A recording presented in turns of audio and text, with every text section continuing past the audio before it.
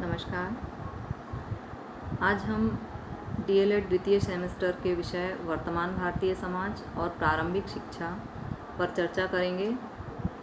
इस विषय के अंतर्गत आज हम देखेंगे शिक्षा के प्रकार। शिक्षा के 3 प्रकार होते हैं: औपचारिक शिक्षा, अनौपचारिक शिक्षा और दूरस्थ शिक्षा। आज इस वीडियो में हम औपचारिक शिक्षा, जो कि शिक्षा का पहला प्रकार है, उस पर चर्चा करेंगे। औपचारिक शिक्षा का बहुत ही प्रचलित रूप है। औपचारिक शिक्षा को सविधिक शिक्षा या नियमित शिक्षा भी कहा जाता है।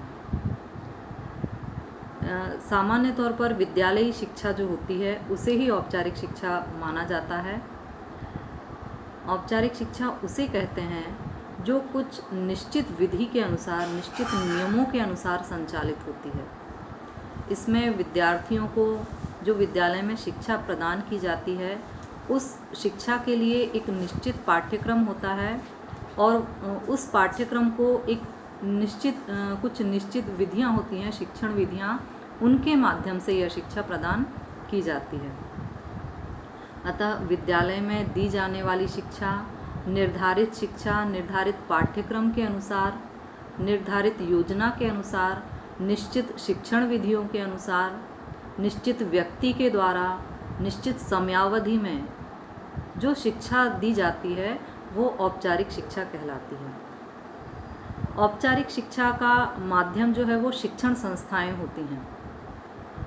अब इन शिक्षण संस्थाओं में जो कोर्स चलाए जाते हैं या जो शिक्षा दी जाती है उनमें सामान्य तौर पर इसे 2 भागों में बांटा गया है: विद्यालयी शिक्षा और महाविद्यालयी शिक्षा।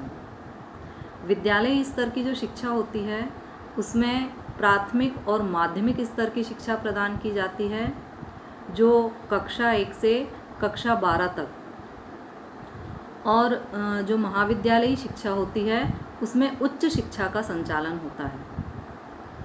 तो जो विद्यालय में जो शिक्षा दी जाती है उसमें विद्यार्थियों को प्रवेश लेना अनिवार्य होता है।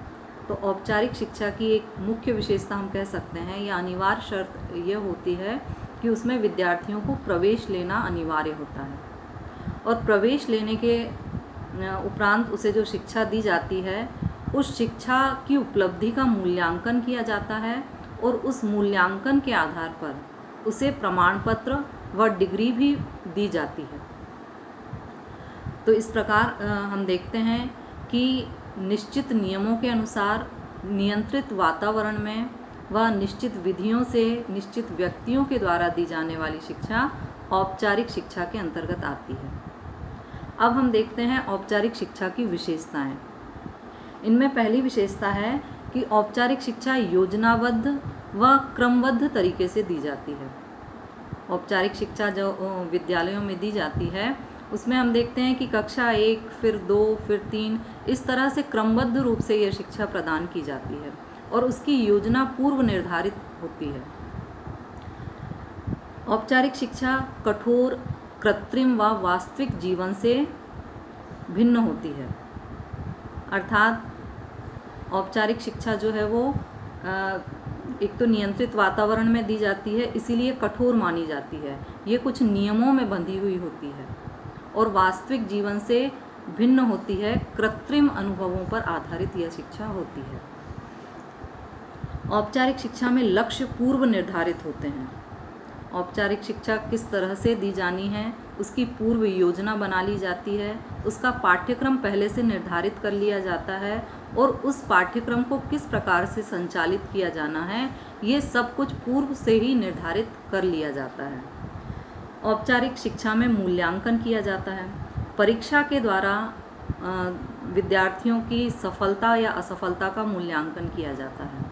ये परीक्षाएं सामान्य तौर पर 6 मासिक या वार्षिक परीक्षाओं के रूप में लिए जाते हैं और इन परीक्षाओं को पास करने के बाद या उत्तीर्ण करने के बाद इसमें प्रमाण पत्र या डिग्री देने की भी व्यवस्था यहाँ होती है।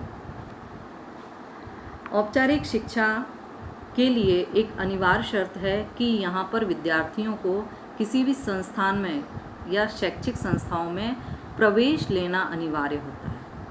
तो इस तरह हमने देखा ये औपचारिक शिक्षा की विशेषताएं हैं।